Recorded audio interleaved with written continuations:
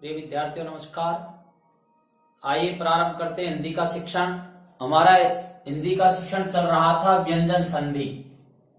व्यंजन संधि अर्थात जब व्यंजन का व्यंजन से मेल होता है या व्यंजन का स्वर से मेल होता है या स्वर का व्यंजन से मेल होता है तो उत्पन्न विकार से और व्यंजन बनता है। उस उत्पन्न विकार को ही हम व्यंजन संधि कहते हैं। अब इसके भेदों की हम चर्चा कर रहे थे। तो व्यंजन संधि के जो भेद है उनको हम इन तीन भागों में समझ सकते हैं। उसमें से पहला भाग है घोषीकरण का नियम, दूसरा भाग है अघोषीकरण का नियम और तीसरा भाग है उच्चारण स्थान की समानता या प्रयत्न वाली संधि। घोषीकरण के नियम का हम अध्ययन कर चुके थे। पहले और दूसरे वर्ण के सामने यदि तीसरा, चौथा, पांचवा वर्ण आ जाता है तो पहले और दूसरे वर्ण को तीसरा, चौथा, पांचवा वर्ण क्रमशः हो जाता है। यह घोषीकरण का नियम है और इसका एक महत्वपूर्ण उदाहरण हमने पहले समझा था, दिक् प्लस गज। दिक् के अंतिम जो वर्ण है उसमें क आ रहा है और गज का जो पहला वर्ण है वो ग है, अर्थात प्रथम वर्ण के सामने तीसरा वर्ण आ गया तो प्रथम वर्ण को तीसरा वर्ण हो जाएगा और इसका जो बनता है शब्द वह बनता है दिग्गज। अघोषीकरण के नियम में क्या होता है, तीसरे, चौथे, पांचवें वर्ण का अर्थात घोषीकरण के ठीक विपरीत। इसमें पहले दूसरे वर्ण के सामने तीसरा, चौथा, पांचवा वर्ण आता है। इसमें तीसरे, चौथे, पांचवें वर्ण के सामने यदि पहला दूसरा वर्ण आ जाता है तो तीसरे, चौथे, पांचवें वर्ण को उसी वर्ग का पहला दूसरा वर्ण हो जाता है। इसका उदाहरण हमने देखा था शरत प्लस चंद्र, जिसका शरत चंद्र हो जाता है। तीसरे वर्ण के सामने पहला वर्ण आ जाता है तो तीसरे वर्ण को पहला वर्ण हो जाता है। उद प्लस स्थान उत्थान हो जाता है। आपद प्लस काल आपत्काल हो जाता है। तीसरा जो इसका प्रकार है वह है उच्चारण की समानता या प्रयत्न वाली संधि। अब ये जो तीसरा प्रकार है इसको हम विस्तार से समझेंगे। तो आइए समझते हैं व्यंजन संधि के तीसरे प्रकार। व्यंजन संधि का तीसरा नियम है उच्चारण स्थान की समानता वाली संधि अर्थात प्रयत्न वाली संधि। प्रयत्न के आधार पर भी वर्णों के भेद हुए हैं और नाद के आधार पर भी वर्णों के भेद किए गए हैं। तो ये जो तीसरा नियम है, ये तीसरा नियम उच्चारण स्थान की समानता वाले या प्रयत्न के आधार पर वर्णों में जो परिवर्तन होता है उसके आधार पर इसके नियम बनाए गए हैं। और वो नियम हमने कुल मिलाकर के 8 नियमों में और इस तीसरे नियम को बांटा है। उसमें से आज प्रमुख 4 नियमों की चर्चा करते हैं। उसमें से पहला नियम है हमारा अनुनासिक की प्रक्रिया। देखिए अपने उच्चारण स्थान है 5। अब इन 5 उच्चारण स्थानों से अलग अलग वर्गों के वर्णों का उच्चारण होता है। हम जानते हैं कि एक स्थान से उच्चारण स्थान करने के लिए जीव को दूसरे स्थान से उच्चारण करने के लिए जाना पड़ता है और उसमें कठिनाई महसूस होती है। उस कठिनाई से बचने के लिए और संधि में इस प्रकार के नियम बने हैं कि एक स्थान से उच्चारण करने के बाद यदि उसके सामने दूसरे उच्चारण स्थान वाला स्वर आ जाता है या व्यंजन आ जाता है तो वह व्यंजन उस स्थान वाले उच्चारण में ही बदल जाता है। देखिए समझते हैं किस तरह से बदलता है। पहला नियम है अनुनासिक की प्रक्रिया। यदि कचट तब के सामने, ये कचट तब क्या है, ये सभी वर्गों के पहले वर्ण हैं। क वर्ग का पहला वर्ण क्या है, क। च वर्ग का च, ट वर्ग का ट, त वर्ग का त, प वर्ग का प। 5 वर्गों के पहले पहले उच्चारण वर्ण हैं क, च, ट, त, प। इनके सामने यदि अण, ण, ण, न, म, ये क्या है, जिस प्रकार से ये प्रत्येक वर्ग का पहला वर्ण है, इसी प्रकार से ये प्रत्येक वर्ग का कौन सा वर्ण है? पांचवा वर्ण है। आ जाता है तो कचट तप को ण न न म हो जाता है। इसको अपन ऐसे समझ सकते हैं, प्रत्येक वर्ग के पहले वर्ण के सामने यदि पांचवा वर्ण आ जाता है तो पहला वर्ण पांचवें वर्ण में बदल जाता है। पहले वर्ण के सामने पांचवा वर्ण आ जाता है तो पहला वर्ण पांचवें वर्ण में बदल जाता है। अब क्यों बदलता है ये भी हमको समझ लेना चाहिए, क्यों बदलता है। पहला वर्ण कौन है? क च ट त प। क वर्ग का उच्चारण स्थान, च वर्ग का उच्चारण स्थान, ट वर्ग का उच्चारण स्थान, त वर्ग का उच्चारण स्थान और प वर्ग का उच्चारण स्थान अलग अलग है। क वर्ग का जो उच्चारण स्थान है वही अणे का भी है, च वर्ग का जो उच्चारण स्थान है वह ईशाने का भी है, ट का जो उच्चारण स्थान है वह ईशाने का भी है, त वर्ग का जो स्थान है वह न का भी है और प का जो उच्चारण स्थान है वह मैं का भी है। तो उच्चारण स्थान समान है इनके। क का जो उच्चारण स्थान है वही अणे का भी है। क का उच्चारण स्थान क्या है? कंठ। तो अणे का भी उच्चारण स्थान क्या है? कंठ। तो उच्चारण स्थानों में क्या है? समानता। उच्चारण स्थानों में समानता होने के कारण पहले वर्ग के सामने यदि पांचवा वर्ण आ जाता है तो यह पहला वर्ण पांचवें वर्ण में बदल जाता है। क्यों बदलता है? क्योंकि दोनों का उच्चारण स्थान समान है। उदाहरण से समझ में आएगा। वाक प्लस मय। शब्द क्या है? वाक। वाक का अंतिम वर्ण कौन है? क। क का उच्चारण स्थान क्या है? कंठ। सामने क्या आ रहा है? म। मैं का उच्चारण स्थान क्या है? मैं का उच्चारण स्थान क्या है? प का जो उच्चारण स्थान है वही मैं का है। ट का उच्चारण स्थान क्या है? ओष्ठ। क के सामने मैं अर्थात कंठ के सामने ओष्ठ वाला उच्चारण स्थान वाला वर्ण आ गया तो ये मैं किसमें बदलेगा? क का जो उच्चारण स्थान है उसमें बदलेगा। क का उच्चारण स्थान कंठ है तो कंठ किससे कौन बोलता है? अणे बोलता है। तो मैं अणे में बदल जाएगा और शब्द बनेगा वांगमय। क्या शब्द बनेगा?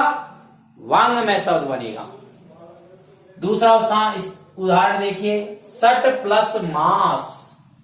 शब्द है सट। अंतिम वर्ण कौन है? ट। ट का उच्चारण स्थान क्या है? मूर्धा। मैं का उच्चारण स्थान क्या है? ओष्ठ। मूर्धा के सामने ओष्ठ आ गया। अब पहले जीव कहां टकरा रही थी? मूर्धा से। अब मूर्धा से ओष्ठ को कहां जाना है? मूर्धा से जीव को कहां जाना है? ओष्ठ पर। मूर्धा से जीव को ओष्ठ तक जाने में समय लगता है।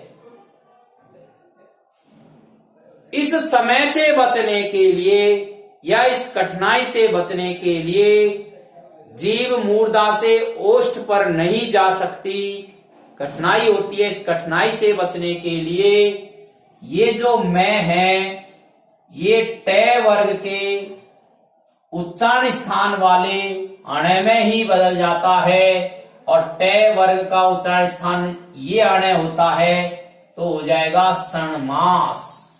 समझ में आ गया होगा आपको। और इसका नाम हमने रखा है अनुनासिक की प्रक्रिया। दूसरा देखिए। दूसरा है मैं को अनुस्वार हो जाता है। मैं व्यंजन है। यदि मैं व्यंजन के सामने से है ये आ जाता है तो मैं के सामने स। मैं का उच्चारण स्थान क्या है? ओष्ठ। से का उच्चारण स्थान क्या है? तालु। श का उच्चारण स्थान क्या है? मूर्धा। स का उच्चारण स्थान क्या है? दंत। ह का उच्चारण स्थान क्या है? कंठ। ओष्ठ के सामने अलग अलग उच्चारण स्थान वाले आ जाने के कारण से ये मैं क्रमशः या ये आ जाते हैं, तो ये जो मैं है ये अनुस्वार में बदल जाता है। देखिए, सम प्लस सार, अंतिम वर्ण कौन है? मैं के सामने क्या आ गया? से, तो मैं किस में बदल जाएगा? अनुस्वार में बदल जाएगा और हो जाएगा संसार। इस नियम का नाम रखा हमने मैं को अनुस्वार हो जाता है। कब हो जाता है? यदि मैं के सामने अंतस्थ व्यंजन और ऊष्म व्यंजन आ जाते हैं तो, ये अंतस्थ व्यंजन है, ये रे ले वे ये अंतस्थ व्यंजन है, और स है ये ऊष्म व्यंजन है। यदि मैं के सामने अंतस्थ व्यंजन और ऊष्म व्यंजन आ जाते हैं तो मैं को क्या हो जाता है? मैं को अनुस्वार हो जाता है, और इस नियम का हमने नाम रखा है मैं को अनुस्वार हो जाता है। उदाहरण भी हमने देख लिया, सम प्लस सार संसार, और सम प्लस सय, मैं के सामने से आ गया, मैं के सामने से आ जाने के कारण से मैं अनुस्वार में बदल जाएगा और शब्द बनेगा संशय। अब अगला तीसरा नियम है मैं को अनुनासिक हो जाता है। दो प्रकार के वर्ण होते हैं, एक तो होते हैं अनुनासिक। क्या होते हैं? अनुनासिक। और एक होते हैं निरानुनासिक। क्या होते हैं? निरानुनासिक। एक तो होता है अनुनासिक और एक होता है निरानुनासिक। तो अनुनासिक तो कौन है? प्रत्येक वर्ग का पंचम वर्ण। जैसे क वर्ग का पंचम वर्ण कौन है? अण।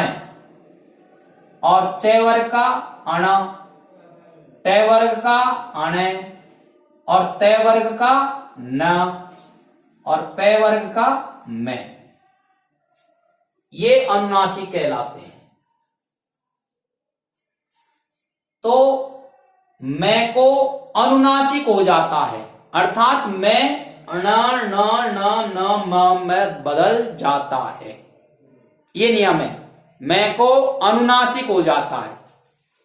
मैं को क्या हो जाता है? अण हो जाता है, अण हो जाता है, अण हो जाता है, न हो जाता है और मैं हो जाता है। कब होता है? जब मैं के सामने, ये मैं के सामने निरानुनासिक आ जाता है। तो निरानुनासिक कौन है?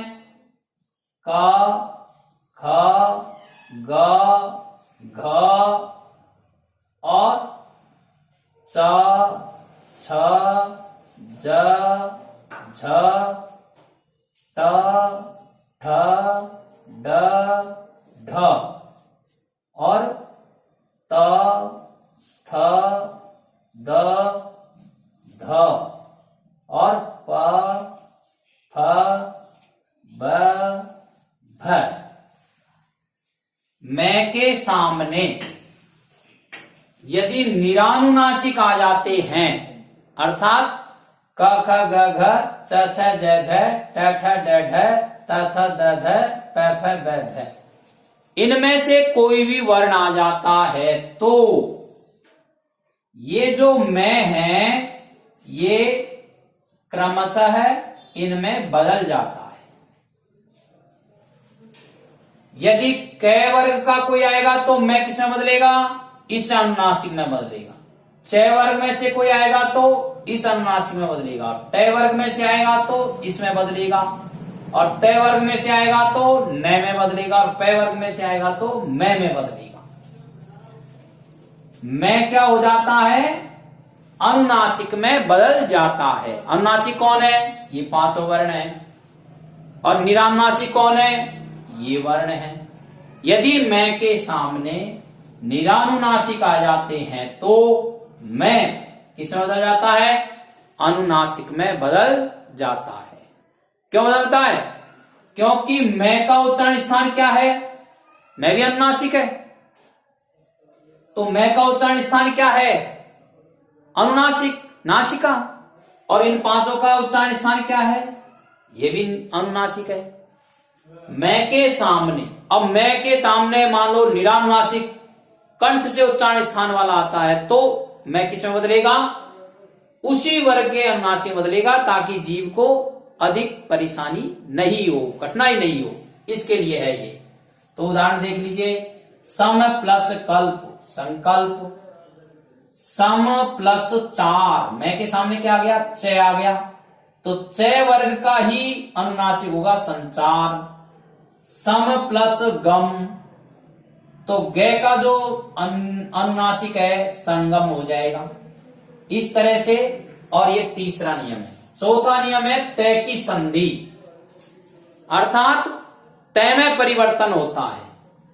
तो तय में क्या परिवर्तन होता है? देखिए, यदि तय के सामने कुछ विशेष वर्ण दिए, यहां पर तय के सामने च आ जाता है, छ आ जाता है, ज आ जाता है, टे आ जाता है आ जाता है, न आ जाता है, ले आ जाता है, या द ध आ जाता है, तो तय, ये सारे जो वर्ण हैं, ये जो तय है, ये इन्हीं वर्णों में बदल जाता है। तय का उच्चारण स्थान क्या है? दंत। अब इनके उच्चारण स्थान अलग है, दंत से अलग उच्चारण स्थान पर जीभ नहीं जा सकती, इसलिए ये तय उन्हीं वर्णों में बदल जाता है। उदाहरण देख लिए, सत प्लस चंद्र, तो तय किस में बदल गया?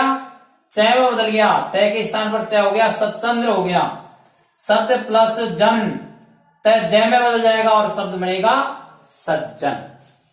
इस प्रकार से जो व्यंजन संधि है हमारा, उसका तीसरा नियम उच्चारण स्थान की समानता वाली संधि, इसके हमने 8 नियम बनाए हैं। उन 8 नियमों में से 4 नियमों का अध्ययन इसमें हमने किया है। अब अगले 4 नियमों का अध्ययन हम अगले वीडियो में करेंगे। आप इसको लगातार देखते रहिए और समझने की दृष्टि से स्क्रीनशॉट ले लीजिए। सुनने से भी याद होता है, इसलिए कम से कम 2 बार इस वीडियो को आप आवश्यक रूप से सुने,